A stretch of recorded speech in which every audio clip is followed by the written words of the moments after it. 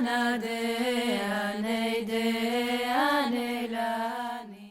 can be heard. Welcome, everyone.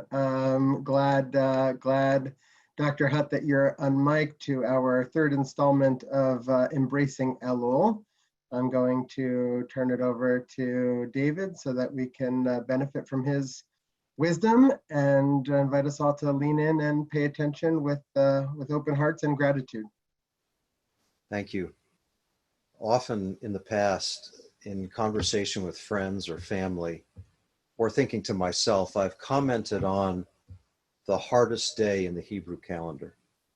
For me, it isn't the Yortzeit of my parents, it isn't Tisha B'Av, it isn't Yom HaShoah, it isn't Yom Kippur, it's the 11th day of Tishrei. Why? Because if we've been doing the hard work that our forebears traditionally did and want us to do, starting as we did a few days ago with Rosh Chodesh Elul and continuing through Rosh Hashanah and the Aseret Yemei Teshuvah and culminating on Yom Kippur, then we've done difficult, penetrating, honest, and sincere examination of ourselves, of whom we are, of the way we live our lives, of the choices we make, of the communities and worlds that we create around us, of the expectations we have and those we create of ourselves and of those around us. We ponder the ways we have fallen short of the mark, the exceptions and excuses we've managed to craft for ourselves and for our consciences. Sadly, sometimes so disheartening as to be nearly overpowering and paralyzing, we realize that the current list of our faults and shortcomings and areas for improvement are much the same as they were last year. Yes, we know that old habits are hard to break, but so often, it seems, we're going over the same ground year after year after year. We do the hard, honest work. We arrive at Ne'ilah feeling cleansed and back on the right path. We walk out into the fresh evening with a sense of lightness and certainty and resolve and purpose. And then the hardest day of the year arrives, the 11th of Tishrei. We're back at our lives. We're back in the secular world, challenged to put this heartfelt resolve into practice, to live our regular daily lives in a way that allows these, our sincere and very best intentions, to bear fruit, with God's help to arrive at this season next year, realizing that we finally, fundamentally have changed.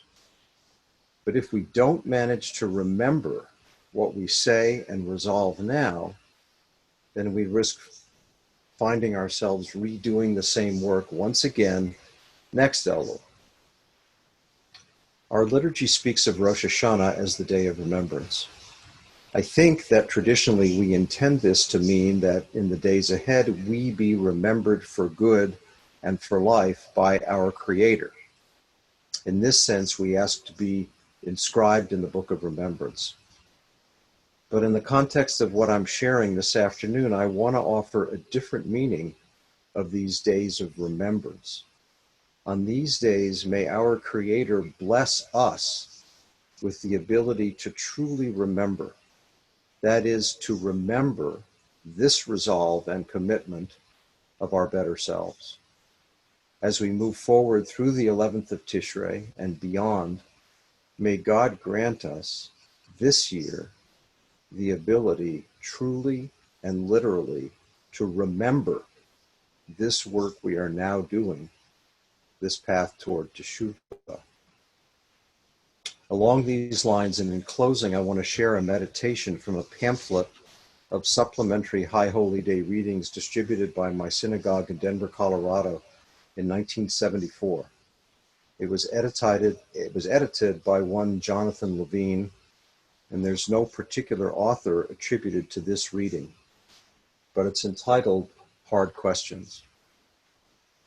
Let us ask ourselves hard questions For this is the time for truth.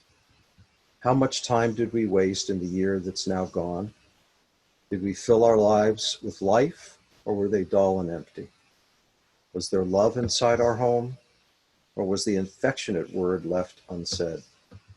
Was there real companionship within our family, or was there a living together and a growing apart? Were we a help to our mates, or did we take them for granted? How was it with our friends? Were they there when we needed us, or not? The kind deed, did we perform it or postpone it? The unnecessary jibe, did we say it or hold it back? Did we live by false values? Did we deceive others?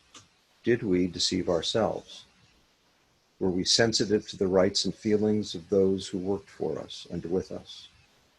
Did we acquire only possessions, or did we acquire new insights as well? Did we fear what the crowd would say and keep quiet when we should have spoken out?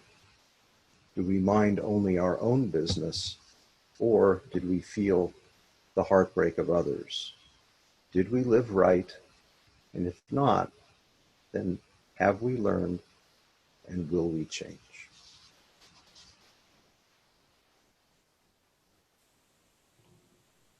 Yasher Koach, David, thank you so much for your beautiful Torah. I'm going to unmute Stu now, invite you to unmute yourself, and we'll hear shofar whenever you're ready, Stu. Try to see if I can get this to work. I should be unmuted. Can you hear me now? We can hear you now.